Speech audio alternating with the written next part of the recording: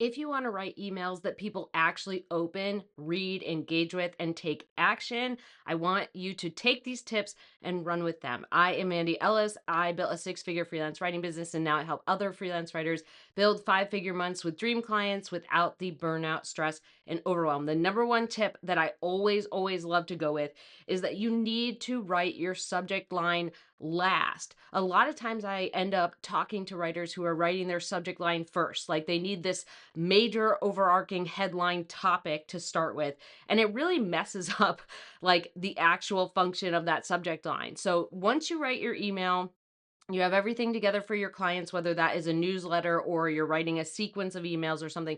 Write the subject line last and test different things. So, test questions. That's my favorite. I love writing subject lines with questions because it works really well with curiosity. It really helps with your open rate, right? All your click through rates when you're kind of really working on questions and curiosity. The other thing I do too is I will pilfer song lyrics. So, a lot of my emails, I try to pull in like little bits of nostalgia. So I will pull in song lyrics as like the subject line, and then the first line of the email will be like a different part of that song or a version of that lyric that is like for freelance writers.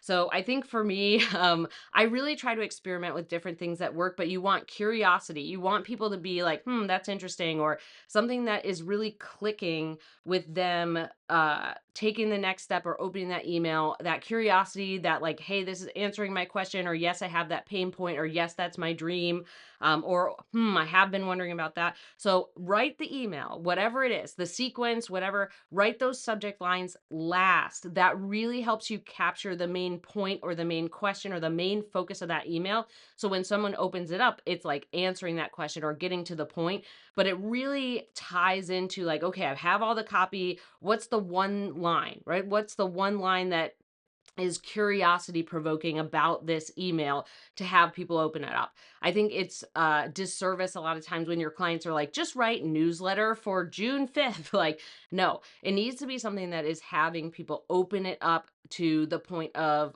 we're getting to it to be curious. It is something that's answering a question, hitting a pain point, hitting a dream, all that good stuff. So you need to do that last because that's how you get the best subject lines, rather than trying to do that from the beginning. And then you can A/B test subject lines as well.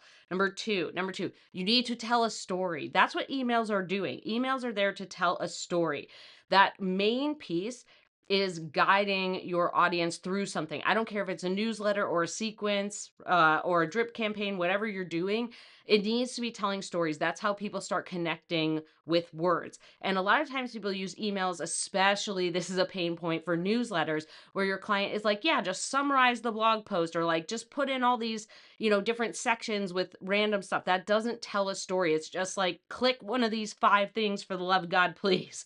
So your email needs to tell a story. Usually your email, like if you're writing a newsletter, even if you're summarizing a blog post, I think it should be at least 500 words of a collected kind of story. I think 300 to 500 in that range is a good place, but 500 I feel like really gives you space to do this second part. Give me a thumbs up below if you feel like your clients have been asking you to move away from stories and really focus too hard on the metrics and too hard on all the buttons and click it, and I want them to take action.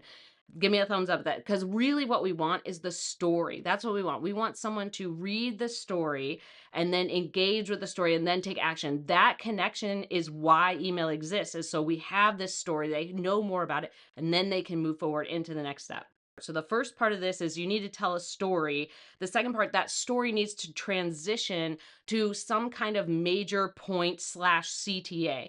So that story is engaging your audience. They feel like you know them. They feel like you get it. They feel like you understand them. And now we can kind of transition them into taking action, whether that is clicking on a blog post or a sale, or going to a sales page, or they are getting a coupon for some reason. But that story allows us to engage them. The transition then allows us to move to the CTA. If we just try to write copy that's moving someone to a CTA, it doesn't work with email. It really ends up, you end up like getting a lot of unsubscribes, or you don't get a high click-through rate, CTR.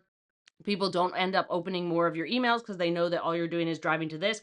But if you're telling a story, if you are engaging them with something that is like as old as time, humans love stories. We've loved them for 36,000 years.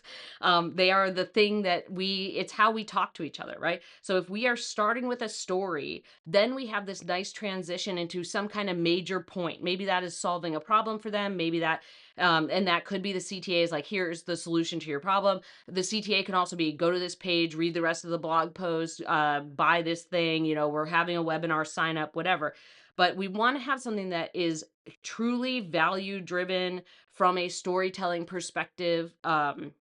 That isn't just like the history of the company or something boring.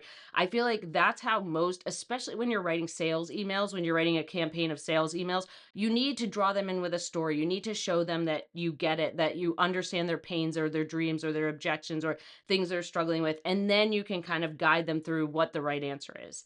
And then if you feel like you're looking through this stuff and you're like, okay, I get this email stuff, but I'm really struggling to make more money. I'm really struggling to get those clients that I want you to check out my 7-day email course, Unskippable, so that you can erase those biz pains and plateaus and finally get client gains and dough in just 7 days. It is the foundational unskippable. That's why it's called unskippable lessons that you cannot miss as a freelance writer. These are the things that every single freelance writer needs to learn. You cannot skip them. You cannot avoid them. So if you go to mandyellis.com/skip, you'll get 50% off. It's normally 97. You get it for 47 because you're coming here from YouTube. But these lessons are the foundational concrete pieces of all successful freelance writing businesses. You cannot move past them. You cannot do extra stuff. Without these 7 lessons, it's really difficult to get out of feast and famine, to get out of the struggle bus, to finally build a business that you're actually happy with every single day. So if you go to mandyellis.com/skip, you'll get 50% off. It's normally 97. You get it for 47. And it is a 7-day email course. And I built in a few extra little special tips and fun little things in there that I think you'll really enjoy. Number 3. So our number 3 point here is you need to keep the target audience in mind for every single step of that email, every single thing.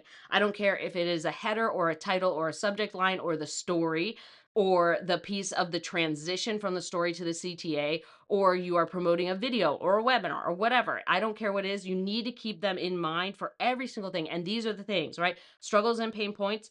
You need to keep their measurements of success in mind. What would be a measurement of success to that audience? What are the barriers to entry? What are the things that are keeping them from taking the next step or from getting into the thing, right? Whether that's something where you're like the barrier to entry to them participating in a a subscription to this paid tech platform is that they're afraid of tech. What's the barrier to entry? Maybe it's money, maybe it's time, right? Those can be objections too, but there are things that we need to keep. What are their barriers to entry? And then their dreams. What are their dreams? You need to keep those in mind every single time. Because if you keep those things in mind every single time you write an email, you end up really being able to weave that into the story, to weave that into the transition, to weave that into the CTA, to weave that into the subject line. Every little piece gets woven in. And then you have this beautiful email that does work. It does work. Like it is doing the beast job where you have this beautiful subject line, people open it. Great. Now we have this great open rate. Then we have this story that pulls them in. Then we have this, transition into the CTA, and then your click-through rate goes up. And then you have more people engaging with other types of content or joining a webinar or being part of a class or buying something from you. So you have to keep all these things in mind. And you can just use like a document. That's what I do. I end up having like a document of things where I'm like, okay, here's the stuff I need to keep in mind, or here's the ideas that are really helpful. And then you just have that document open side by side. I always do this. When you're writing emails, you have like, here's what they struggle with, here's their dreams, here's their goals, right? Their measurements of success, their barriers to entry, maybe some objections. And then that way you can always have it in mind to weave it naturally into the copy.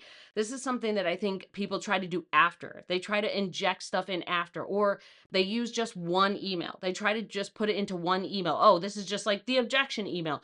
But if you're keeping all of these things that are really critical to the buyer journey, to the people who are opening and participating in these emails in mind, you will have much more successful emails. Your clients will actually be really happy with these emails, and you will get really good metrics on them.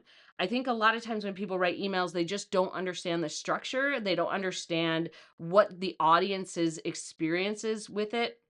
And they end up writing these boring emails or these dry emails, or these emails that are too sales heavy, or these emails that don't answer enough questions, or these emails that end up, getting really high unsubscribe rates and really low click through rates. So you end up with this stuff that's just like, you're like, email's not working. No, email really works, but you have to do it in this specific way. This is why copywriters and content writers are really good at this. We're really good at taking a story and then taking someone on a journey, whether that journey is to click this button to read the blog post or go to the sales page or watch or sign up for the webinar or watch this week's video, whatever that is.